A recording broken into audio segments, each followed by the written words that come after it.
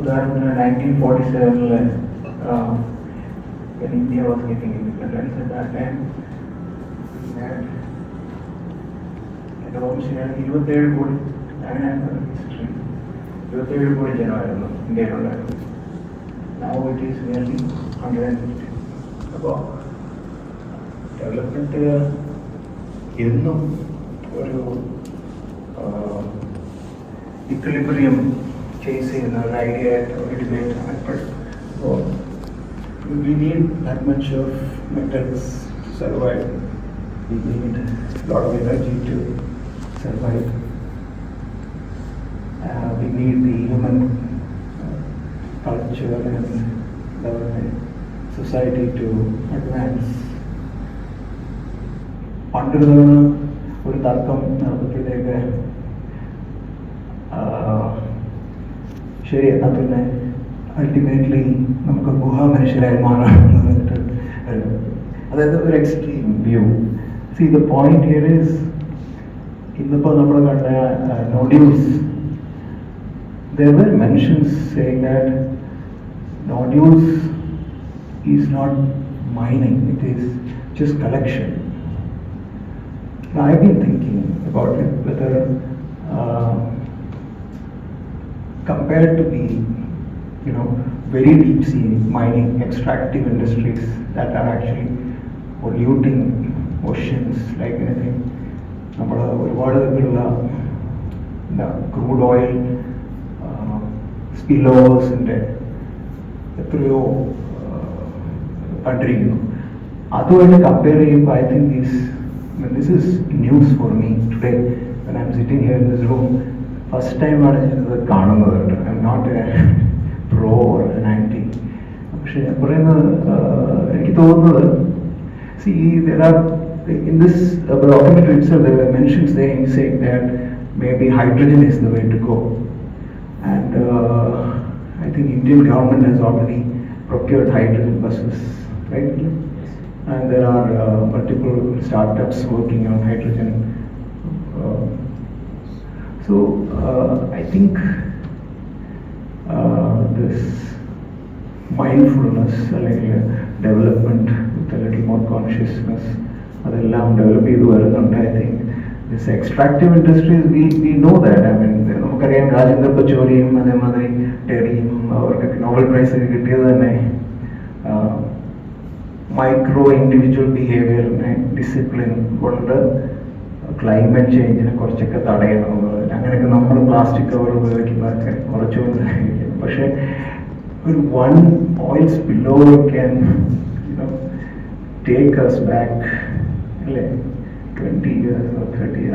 അങ്ങനത്തെ ഒരു huge issue ഉണ്ട്. അതായത് ഒരു ഇൻഡസ്ട്രി വേഴ്സസ് ഇൻഡിവിജ്വൽ എന്ന് പറയുന്നത്, ഒരു ഇൻഡസ്ട്രി ക്രിയേറ്റ് ചെയ്യുന്ന പൊല്യൂഷൻ കമ്പയർഡ് ടു നമ്മുടെ behavioural discipline is much much far and much widening. അപ്പം അതിനകത്ത് എനിക്ക് തോന്നിയത്, എനിക്കിപ്പോഴും മനസ്സിലായിട്ടില്ല, പക്ഷെ എന്നാലും ഞാൻ പറഞ്ഞു വെച്ചാൽ എനിക്ക് തോന്നിയത് this collection of nodules is actually a progressive step,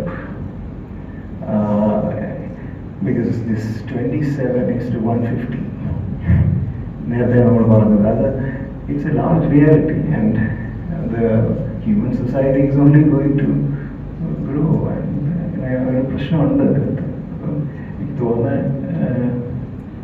പിന്നെ കൊല്ലത്തിൻ്റെ കാര്യം, ഞാൻ വരുന്ന സ്ഥലം ശരിക്കും പറഞ്ഞാൽ ആലപ്പാട്ട് എന്നാണ്. എൻ്റെ വീട് ആലങ്കടവ് എന്ന് പറഞ്ഞ പ്രദേശമാണ്. ആലങ്കടവ് അവിടുത്തെ ഒരു നല്ല ശതമാനം ആൾക്കാരും വർക്ക് ചെയ്യുന്നത് IRAയിലും KMML ഒക്കെ. അപ്പം കൊച്ചുനാളിലെ തൊട്ടേ ഇതിൻ്റെ കരിമണൽ ഖനനത്തിനെതിരെയൊക്കെ ന്യൂസ് കേട്ടാണ് ഞാൻ വളർന്നത്.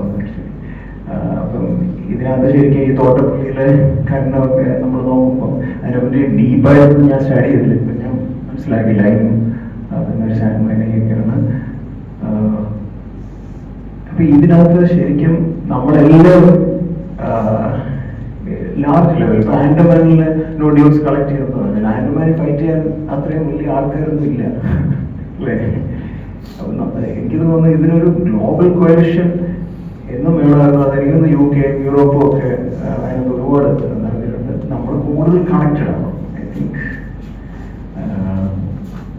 So more of this forums, more of this connections. Bharat on this part of the world also we will get organized and we will try to get connected to much more activists. And thank you.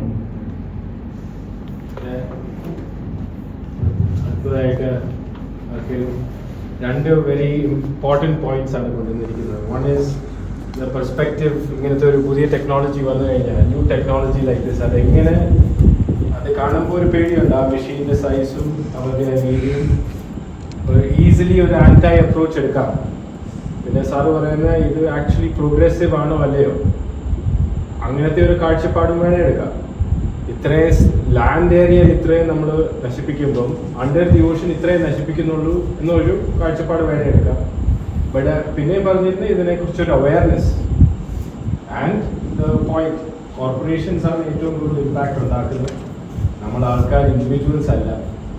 ഇത്രയും points very very important, very interesting. രണ്ട് സൈഡുണ്ട്. Sir പറഞ്ഞ രണ്ട് സൈഡിൽ നിന്നാണ് sir പറഞ്ഞത് actually. അപ്പം വേറെ ആർക്കെങ്കിലും എന്തെങ്കിലും ആഡ് ചെയ്യാനായിട്ട്?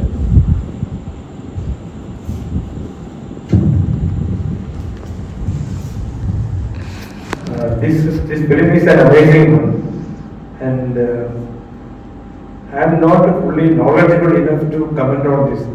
My knowledge is very very limited on this subject. But I am happy to note that at least in Kerala people protested and maintained the tradition of protest. It is in two places you said people have protested. One is at Kollam. Alapad and one more. One is Alapad is near Kollam. I don't know. Yeah. Which is the other place. Both are in Kerala. Yeah. So this with a very limited knowledge I am telling. This seabed, it is full of oil, mineral rich. Without affecting this biodiversity or ecological balance, can be explored and extract mineral rich. I think that should be our concern. They have said there are studies, mining companies have done studies. There are 3 studies done so far, 2 by mining companies and 1 independent study. But like Yadu said, we need more studies. We need to understand this, but not from a mining company perspective, maybe from an independent perspective. So this, like sir said, it is interesting. The cinema actually, I did not realize that Kerala was the only place where there were protests, because I didn't even know about this, to be honest. Deep sea mining, deep sea trawling, deep sea fishing, deep sea destruction. But deep sea mining, it was this movie like you, I was exposed to it. And then when I googled, I found out in Kerala we've already had protests 2 months ago. I'm not saying protest is always good, but protest starts awareness. Awareness is തുടങ്ങിയിട്ടുണ്ട് ഇതിനെക്കുറിച്ച്. Deep sea mining എന്തുവാണ്? The world is turning to it. It has not started yet. November 2020, June next month is the first mining projects starting off by the ISA on the approvals. ആദ്യത്തെ machines ഒക്കെ full scale mining ആയിട്ട് ഇറങ്ങുന്നത് അടുത്ത മാസമായിരിക്കും. So if you are part of the WhatsApp group, I will share all these little tidbits. A document ഉണ്ടാക്കി ഒരു map, Indian map. The government has released auctions. അതിൻ്റെ ആ വെബ്സൈറ്റിൽ ഞാൻ കാണിക്കാം. നമുക്ക് ഇതിനെ കുറിച്ച് അവയർനെസ് കൂട്ടുക. From there we can ഒരു ഒപ്പീനിയൻ, ഇൻഫോംഡ് ഒപ്പീനിയൻ നമുക്ക് ഉണ്ടാക്കാം. ഇത് കാണുന്ന ഉടനെ നമുക്കൊരു ഒപ്പീനിയൻ, പക്ഷേ ഇത് പറഞ്ഞ പോലെ ഒരു പേടിയുണ്ട്. ഇങ്ങനത്തെ ഒരു മെഷീൻ കാണുമ്പോൾ ആർക്കാണെങ്കിൽ ഇച്ചിരി പേടി വരും. ഇത്രയും വലിയൊരു മെഷീൻ അണ്ടർ ഓഷൻ, ഇത്രയും shots of beautiful sea creatures. It's very beautiful, very well done. അതിനൊക്കെ കാണുമ്പോൾ നമുക്കൊരു attachment. So any other points, comments? It was during Coastal Histories conference here that this Ayana Krishna, she's a researcher, she documented the stories of people who live in this Alapad area, who are being offered jobs and opportunities, and hence are settling and saying okay to the mining that is actually going to displace them. So I don't know if you all saw that viral video by this girl who says, this land that I'm standing on right now is going to go. And have you all seen that? This young girl who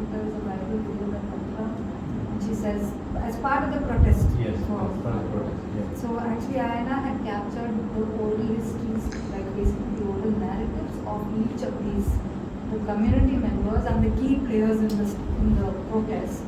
And she had played all those videos here, including that viral video.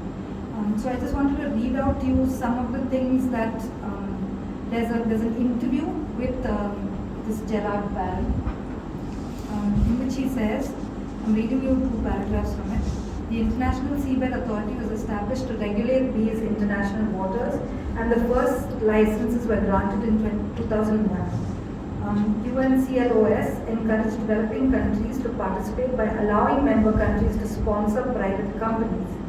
We reached an agreement with Nauru. You saw that Nauru, that is to sponsor our application in return for benefits like jobs, training opportunities, royalties and taxation. In 2011, we set up the company and applied for a license in the CCZ as Deep Green Metals. After extensive work on permitting environmental understanding, we went public in 2021 and changed our name to the Metals Company. So such a long time was also waiting for the fruition of this. So why did you strike an agreement specifically with Nauru? Firstly, we wanted developing countries to benefit from this activity as UNCLOS was designed to encourage their participation. Nauru had its own environmental injustice due to phosphate mining, which left the island scarred and depleted of its resources. This small Pacific island, once lush and named Pleasant Island, was rich in phosphate, attracting exploitation by various nations, resulting in a devastated landscape. For Nauru, participating in a solution to global warming and biodiversity loss was a way to address past injustices. By helping to transition away from fossil fuels through this new resource, Nauru saw an opportunity for a positive impact. The same goes for Tonga and Kiribati, who are also involved in our activities. These nations, having experienced environmental degradation, found a way to contribute to global solutions through a partnership. So just to understand what the extent of greenwashing, like you said, is his mindset and his the justification for. Okay, well, we had another point. Yesterday, I was inspired. Kerala is the only place where there was a protest. So, in all of India, there has not been one petition or one online petition against sea mining. So, yesterday evening, we set up the first petition against deep sea mining. And as of today, we have around 70 people who have signed up. It is called, and my petition, when I say my petition, I set up the petition. Our petition is not to stop deep sea mining. It is to say stop deep sea mining till we understand what deep sea mining is. That is the petition. They are not saying stop this, stop that. They are saying find out first, then do it. Only you have 3 studies, 2 studies by the industry, 1 study is independent, and we don't know enough. That's the point. So if you agree with me, only if you agree with me, please scan the barcode and join the petition. If you don't agree with me, please don't. Yeah, I have a problem with understanding the deep sea. So I come from a scientific background and I understand scientific curiosity.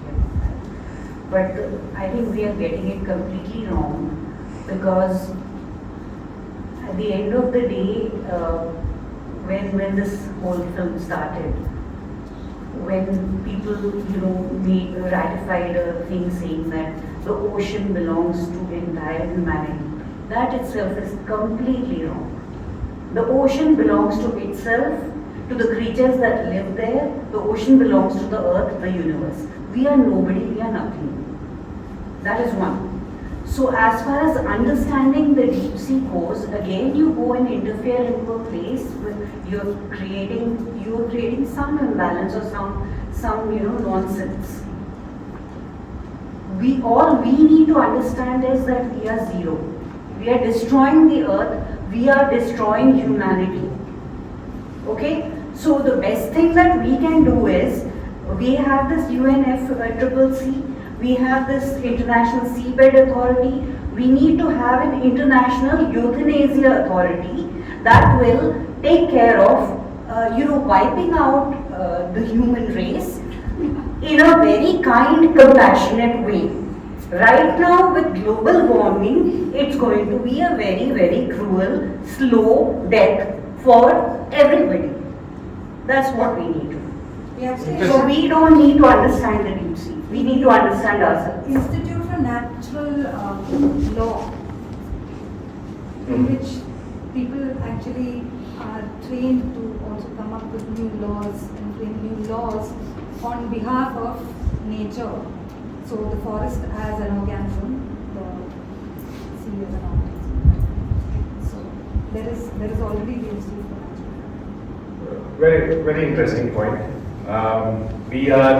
You are making the point, we are the source of problems. The ocean does not belong to us. Whatever we get involved in, we cause trouble. And so the ocean should be left alone. This is a very interesting point. Again, this is our awareness raising point. We're trying to understand these perspectives.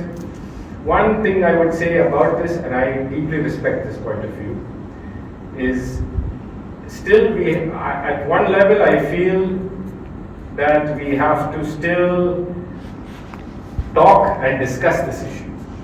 Because if we take a perspective, this is my point of view, it might be a problem, right? So maybe we have to still understand this better, but I respect this point of view. Deep inside me, I also feel this, okay. But I won't say it. Okay, any other points of view? Did anyone wonder how the film was shot? How they got Gerard Barron on camera explaining the whole process? Yeah, very interesting. There is a Pulitzer interviewer. He wanted transparency. We have to think about this. He brought an interviewer with him, right? So that is interesting. Is it to sell us this idea, or is it because he thinks that he's doing a good thing? So it's an interesting thing that he has had try to show some transparency in this. But I will not play devil's advocate. It's interesting. Can we go to the last slide, please? No, before that, sorry. The previous slide, I mean. The third slide. This one.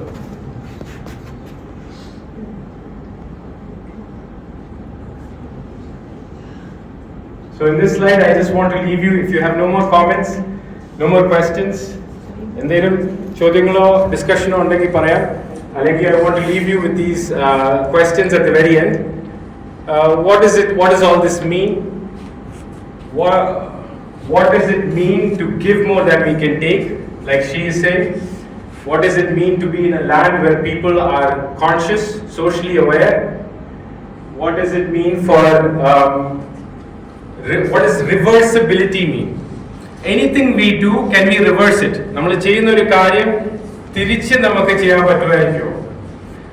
Can we? So what is the idea of reversibility? Who are we planning for? Right? One wonderful exercise Aditi shared with me was write a letter for our young ones in the future. What story can we tell them of the earth we are building? What earth are we building for them? Because we will be long gone, maybe, by the time. Batteries, polluting, recyclable, replaceable. Can we do that? EVs, everybody wants an EV. I came in an EV today. EVs, is it really good? Or is fossil fuels better? What's the net impact? Private EVs or mass transportation? Is that what is better? Are our cities walkable? Who are we planning for? Can climate solutions be intersectional? Is convenience the goal of planning? And can we give more than we take? These are some thoughts that have come from discussions. Let us take this home, let us discuss it with people, and let us take this further. I thank you all for coming. There is a trailer of what is happening next month. If you are a little more patient, you can watch it. Otherwise, please feel free to leave. Do leave a review for us if you feel it was good. Rahul will take a video of you outside. 1 or 2 minutes, you can say what you felt. എന്തായിരുന്നു experience, എന്തായിരുന്നു ഒരു feeling ഇവിടെ വന്നേ. ഇപ്പൊ ഞാനൊരു 5-minute trailer ഇടാൻ പോവാണ് അടുത്ത മാസത്തെ സ്ക്രീനിങ്.